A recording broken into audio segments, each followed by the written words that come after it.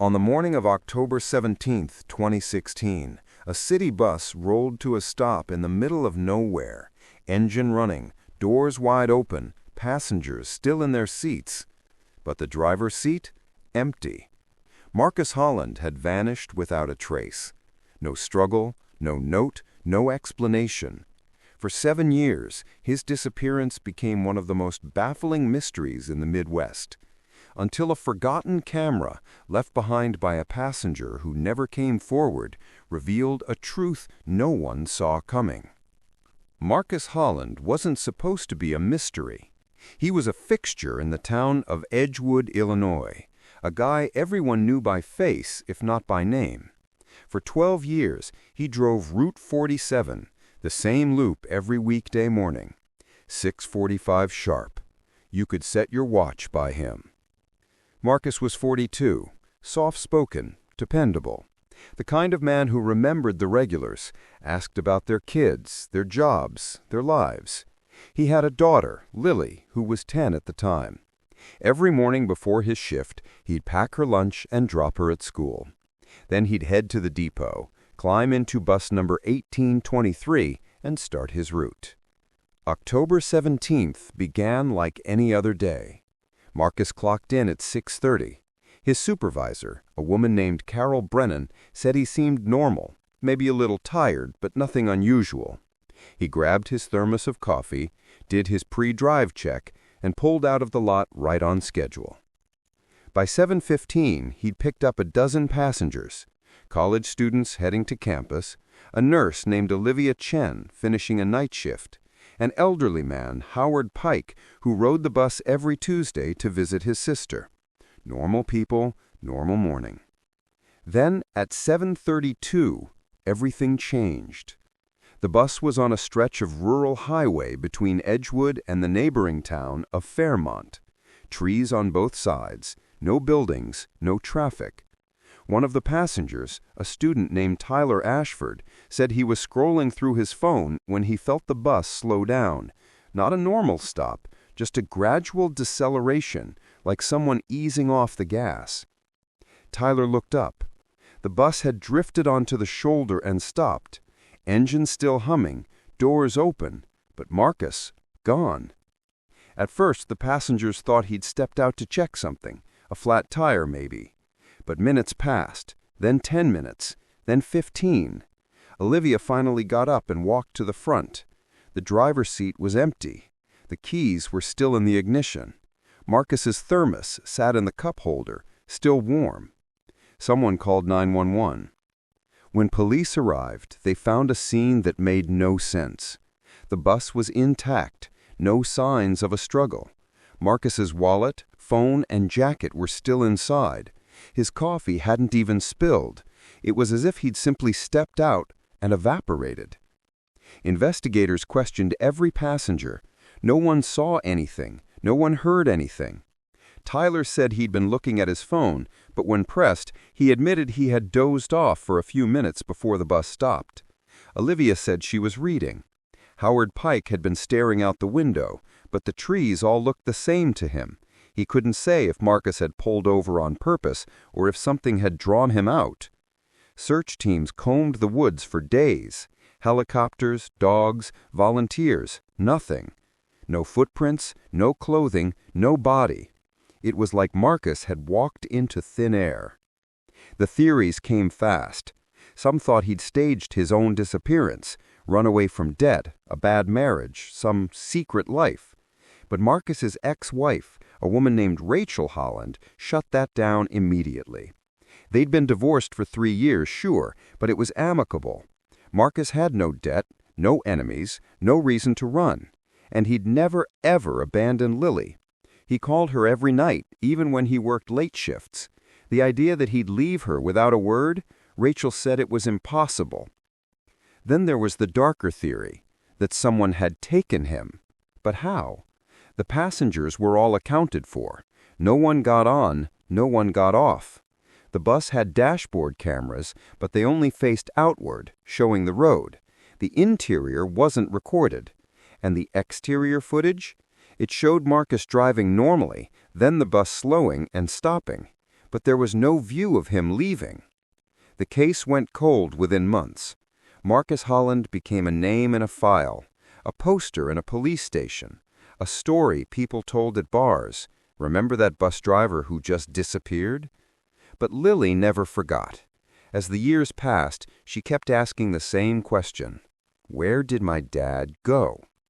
7 years later, in the spring of 2023, a woman named Claire Gallagher was cleaning out her late mother's attic in Edgewood. Her mom, Evelyn, had passed away from cancer the previous winter. Going through her things was painful, slow work. Boxes of old clothes, photo albums, a lifetime of memories. Then, Claire found something odd. A small Canon digital camera, scratched and dusty, tucked inside a cardboard box labeled miscellaneous. She didn't recognize it. Her mom had never been into photography. Curious, she charged it up. When she turned it on, there were 47 photos on the memory card. Most were mundane, shots of trees, a coffee shop, blurred images of nothing. But then Claire came to photo number 33. It was taken inside a bus. She could see the backs of seats, a window showing trees rushing by, and in the lower corner, blurry but unmistakable, a man in a driver's uniform slumped forward against the steering wheel. Claire's stomach dropped. She zoomed in. The timestamp on the photo read October 17th, 2016, 7:29 a.m. When investigators examined the camera, they found something even more disturbing. The photos weren't random. Someone had been documenting a sequence. Photo 30 showed the interior of the bus from a rear seat. Photo 31 was a close-up of a coffee thermos. Photo 32 was a shot of Marcus Holland from behind, his head tilted slightly to the side. And photo 33, the one Claire had seen, showed him slumped over. Then came photo 34, the driver's seat, empty. The bus stopped on the shoulder. Doors open. Whoever took these photos had been on the bus, and they'd captured Marcus's collapse in real time. The police ran the camera for prints. Nothing usable, too degraded. But they did find one more clue. The last photo, number 47, was taken 3 days after Marcus disappeared. It showed a woman's hand holding a small glass vial. The label was blurred, but forensic analysts enhanced it. It read, "Sodium azide, industrial use only." Sodium azide, a chemical compound used in airbags. Odorless, tasteless. In small doses, it causes dizziness and confusion. In larger doses, respiratory failure, cardiac arrest, death. But here's the thing. Marcus Holland was never found. No body, no toxicology report. So what happened to him? The breakthrough came when investigators re-interviewed the passengers. This time, they had a photo of Evelyn Gallagher, Claire's late mother. They asked if anyone recognized her. Howard Pike did. He said he'd seen her on the bus that morning, sitting near the back, across the aisle from him. She'd been quiet, kept to herself. He remembered her because she'd gotten off the same stop he did, about 20 minutes before the bus vanished. Wait, Evelyn Gallagher had gotten off the bus before Marcus disappeared? Investigators dug deeper. Evelyn had worked for a chemical supply company in the 90s. She had access to industrial compounds, including sodium azide. And in the months before Marcus's disappearance, she'd been struggling. Her husband had left her. Her daughter, Claire, had moved away. She was lonely, depressed, barely keeping it together.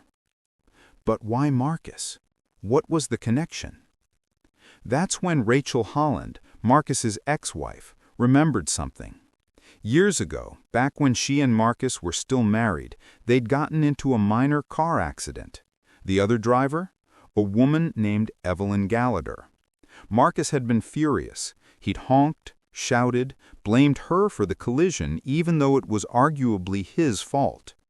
Evelyn had been shaken, apologetic, but Marcus didn't let it go.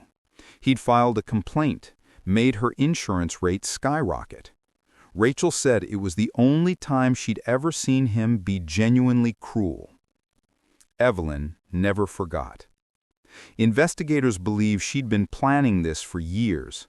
The sodium azide was slipped into Marcus's coffee that morning, probably when he wasn't looking, maybe during a stop.